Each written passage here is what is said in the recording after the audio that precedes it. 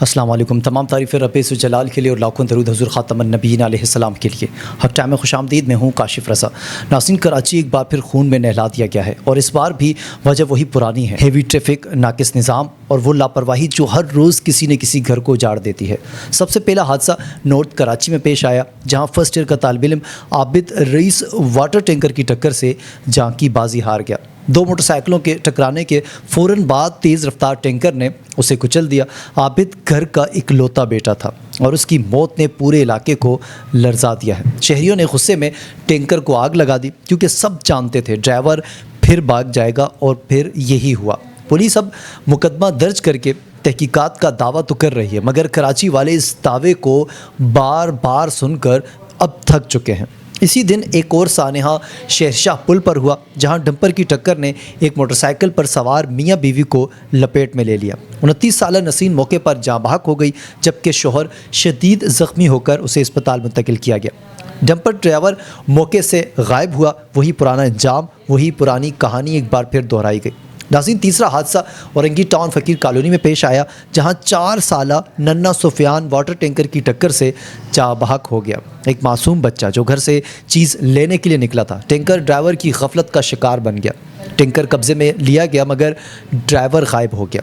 یہ تینوں واقعات الگ الگ ضرور مگر ایک ہی کہانی ہے. یہ کراچی کے ٹریفک سسٹم کی اجتماعی ناکامی کا کھلا اعتراف ہے. ایک ہی دن میں 3 جانیں، 3 گھروں کے چراغ بجھ جانا، اور شہری وہی سوال پوچھ رہے ہیں کہ آخر ذمہ دار کون ہے؟ انتظامیہ، ٹریفک پولیس، یا پھر قانون، یا پھر وہ مالکان جو بغیر تربیت کے کم عمر ڈرائیوروں کو ہیوی گاڑیاں تھما دیتے ہیں. ناظرین، اعداد و شمار مزید خوفناک تصویر دکھاتے ہیں. رواں سال 344 دنوں میں کراچی میں 807 افراد ٹریفک حادثات میں اپنی جان گنوا چکے ہیں، جبکہ 11,000 سے زائد زخمی ہو چکے ہیں.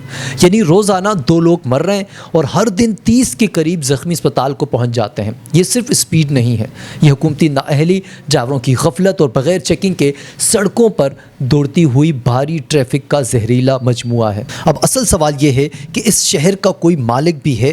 ٹریفک پولیس کے پاس نہ اہلکار ہیں، نہ وسائل ہیں، نہ اختیارات ہیں. ڈرائیوروں کے پاس نہ لائسنس ہے اور نہ ہی تربیت، اور مالکان کے پاس قانون کا خوف ہی نہیں. ہیوی گاڑیاں وزن سے زیادہ بوجھ اٹھاتی ہیں، 24 گھنٹے سڑکوں پر دوڑتی نظر آتی ہیں، اور شہری صرف خود کو قسمت کے حوالے کر کے گھر سے نکل جاتے ہیں. ناظرین، کیا یہ حادثات روکے جا سکتے ہیں؟ تو اس کا جواب بالکل سیدھا سا ہے: بالکل ہاں.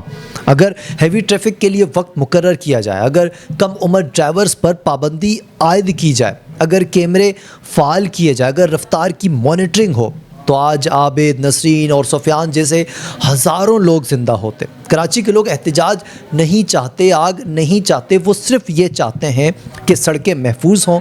کیا یہ اتنی بڑی خواہش ہے؟ اگر ایک سال میں 807 مرنے والے بھی اس شہر کے ذمہ دار کو نہیں جگا سکے، تو پھر آنے والا وقت شاید مزید بڑے سانحات بھی اپنے ساتھ لا سکتا ہے. یہ محض حادثات نہیں ہے، یہ کراچی کے نظام کا چیختا ہوا آئینہ ہے. جب تک یہ نظام ٹھیک نہیں ہوگا، سڑکیں یوں ہی خون پیتی رہیں گی. ناظرین، کراچی میں ہیوی ٹریفک حادثات محض اتفاق نہیں ہیں، یہ ایک خراب ہوتا ہوا نظام ہے جو برسوں کی غفلت کے نتیجے میں اب شہریوں کی جانیں نگل رہا ہے. اب سوال یہ نہیں کہ حادثات کیوں ہوتے ہیں، اصل سوال یہ ہے کہ ان سے بچا کیسے جا سکتا ہے، اور اس شہر میں ایسے سانحات کا مستقل حل کیا ہے.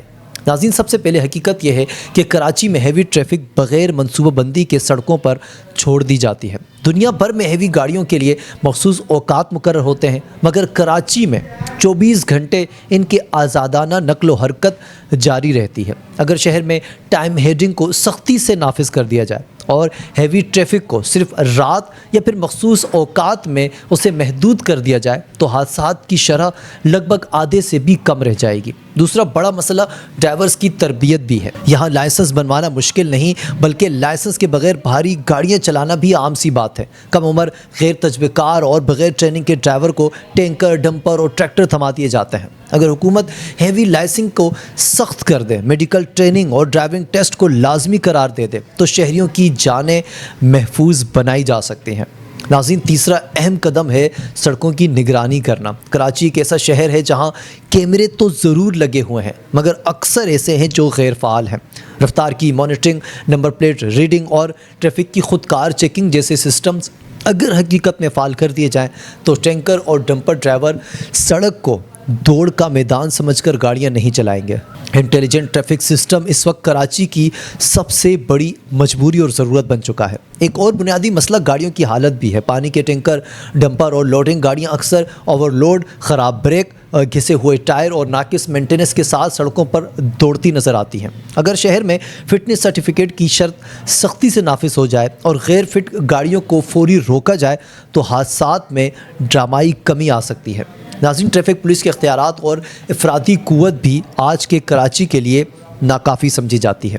جب شہر کی آبادی کروڑوں میں ہو اور اہلکار چند ہزار ہوں تو حادثات کا رکنا ممکن نہیں ہوتا۔ حکومت کو ٹریفک پولیس کی نفری بڑھانی پڑے گی، جدید ٹریکنگ دینی ہوگی اور جرمانوں کا نظام ڈیجیٹل کرنا ہوگا تاکہ رشوت اور سفارش کا دروازہ بند کیا جا سکے۔ عوامی رویہ بھی تبدیل کرنا ضروری ہے۔ موٹر سائیکل کا غلط جانبانہ، ہیلمٹ کا استعمال نہ کرنا، سڑکوں کے درمیان سے ہی کراس کر جانا، یہ چیزیں بھی حادثات کے سلسلے کو مزید بڑھاتی ہیں۔ شہریوں کے لیے روڈ سیفٹی آگاہی مہم چلانا اب میرے خیال سے ناگزیر ہو چکا ہے۔ آخر میں حکومت کی بات کریں ناظرین تو ان کی نیت پر بات آ کر رکتی ہے۔ کراچی کا مسئلہ وسائل نہیں ہے، ترجیحات کا ہے۔ جب تک شہر میں ٹریفک نظام کو بطور زندگی اور موت کا معاملہ سمجھتے ہوئے ریفارم نہیں کیا جائے گا، اس وقت تک قوانین صرف کتابوں میں لکھے رہیں گے اور حادثات خبروں کی زینت بنتے رہیں گے۔ یہ وہ شہر ہے جہاں چھوٹے سے فیصلے بھی بڑے فرق لاتے ہیں۔ اگر حکومت ٹائم ہیڈنگ نافذ کر دے، ڈرائیورز کو تربیت دے، سڑکوں کی نگرانی بہتر کرنا شروع کر دے اور ٹریفک پولیس کو مضبوط بنائے تو کراچی واقعی ایک محفوظ شہر بن سکتا ہے۔ شہری اس وقت صرف اتنی سی خواہش رکھتے ہیں کہ جب وہ گھر سے نکلیں تو واپسی یقینی ہو، اور میرے خیال سے یہ خواہش ناظرین کسی بھی مہذب شہر میں بنیادی حق سمجھی جاتی ہے۔ ناظرین، یہ تھا ہمارا آج کا ولاگ۔ مجھے اجازت دیجیے۔ اللہ حافظ اینڈ پاکستان زندہ باد۔